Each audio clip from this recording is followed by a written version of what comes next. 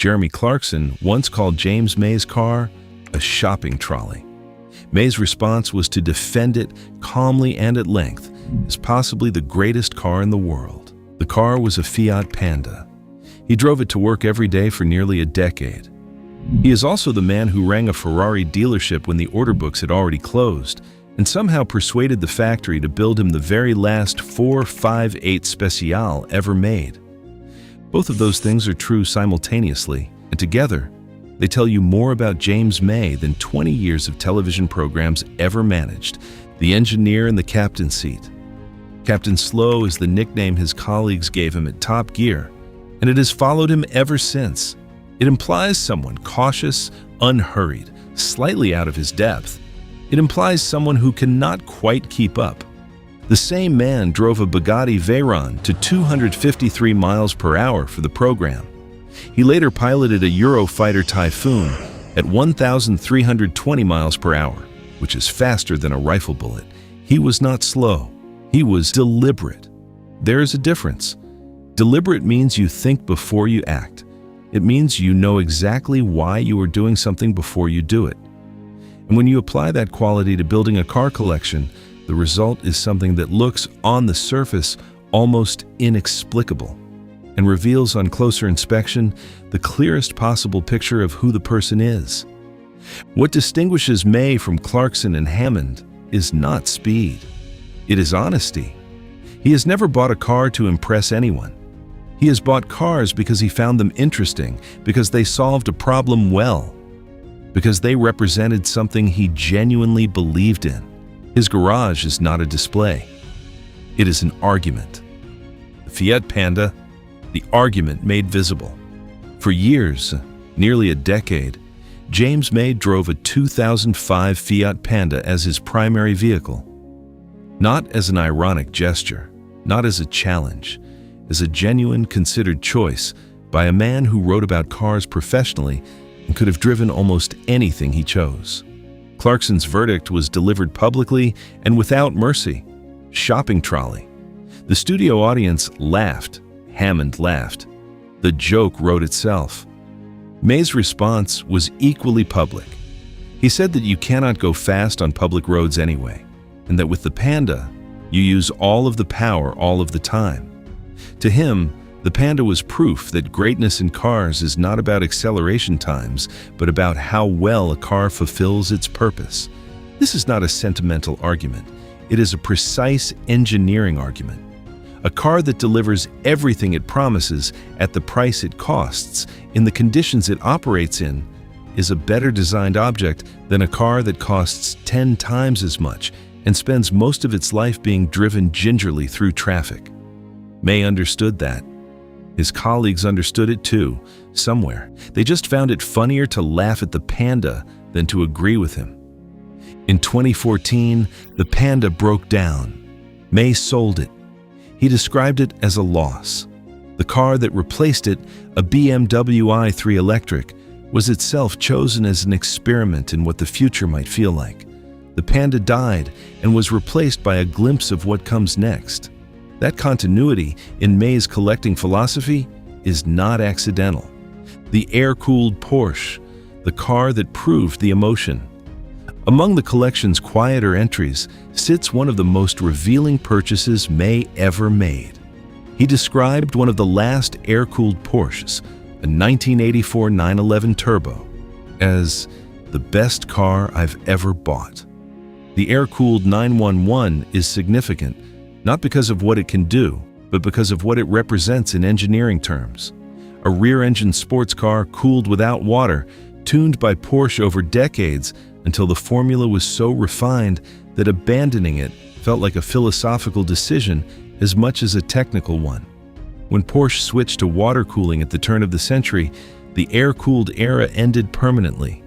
Owning one of the last examples was, for someone with May's engineering sensibility, the equivalent of owning a document from a closed chapter of history.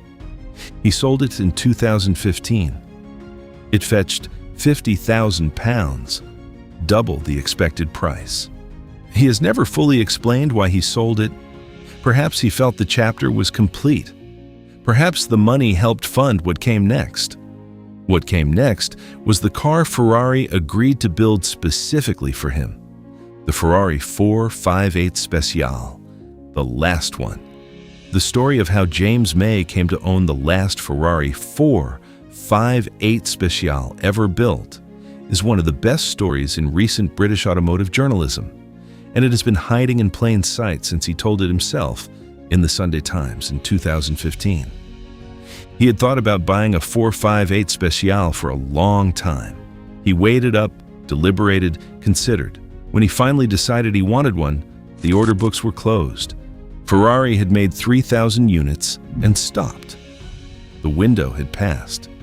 He rang his dealer, and I use that expression deliberately, he wrote, because we are talking about a drug of sorts here. No chance, the dealer said. The order books were closed. But then the dealer rang the factory, and the factory agreed to make one more for May. Imagine that.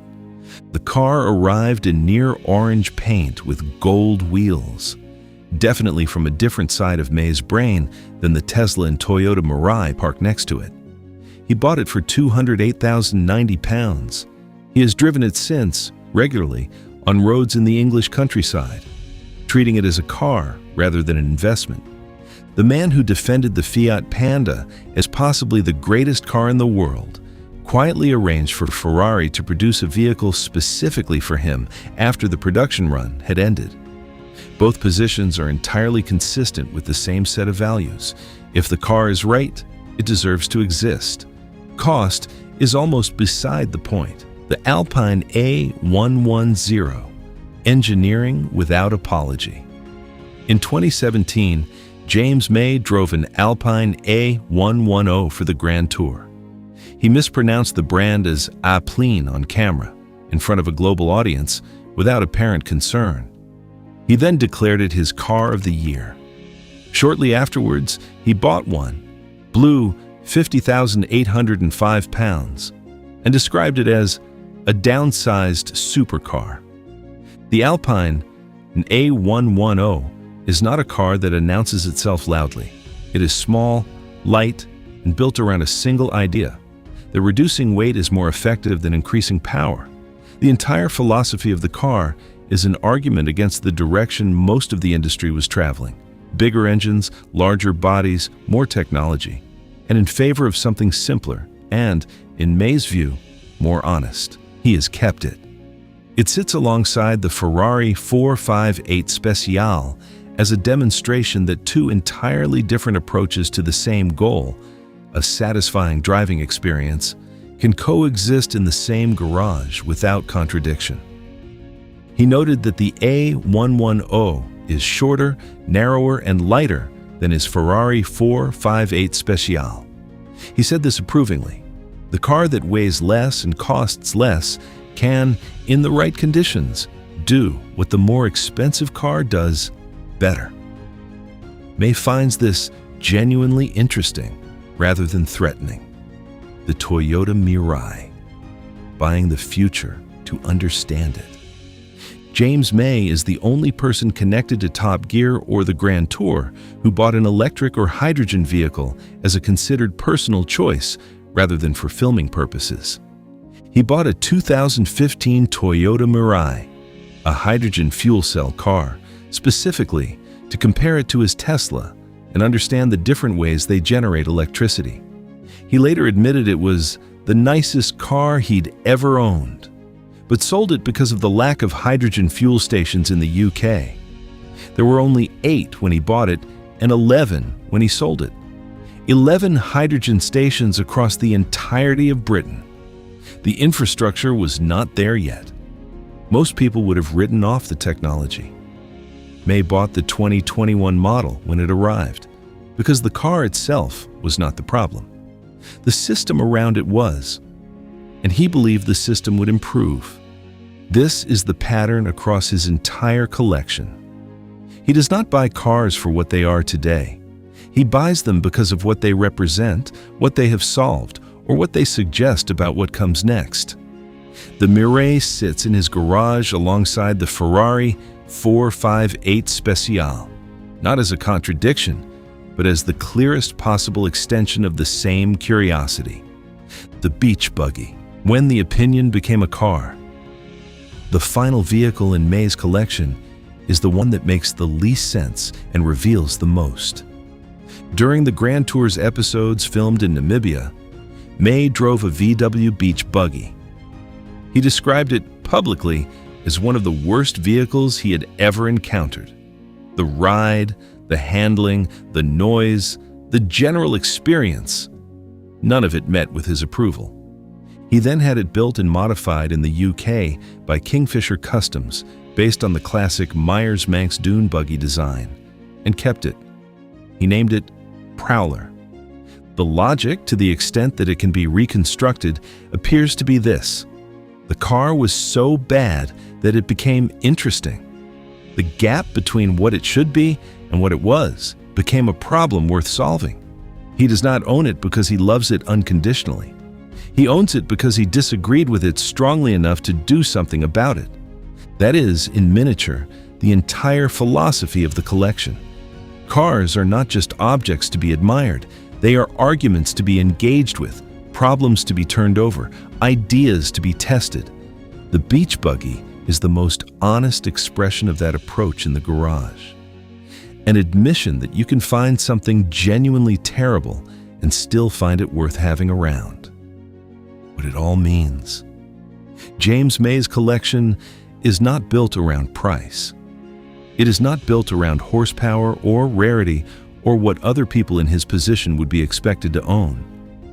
It is built around a single question he appears to have been asking since he first started writing about cars as a young journalist in the 1990s. Why does this thing exist? And is it any good at existing? The Fiat Panda answered that question one way. The Ferrari 458 Speciale answered it another. The Toyota Mirai is still in the process of answering it. The Beach Buggy answered it in a way that led to a Kingfisher Customs build and a name that suited the result. Jeremy Clarkson has the most famous garage of the three. Richard Hammond has the most emotionally expressive one. But James May has the most coherent one. Every car in it makes sense. Every car is there because of something he genuinely thought about and genuinely believes. For a man whose nickname suggests he never quite got up to speed, that is a remarkable thing to have built. Subscribe to Drive Directive and tell us in the comments. Which car in James May's collection do you think says the most about who he actually is?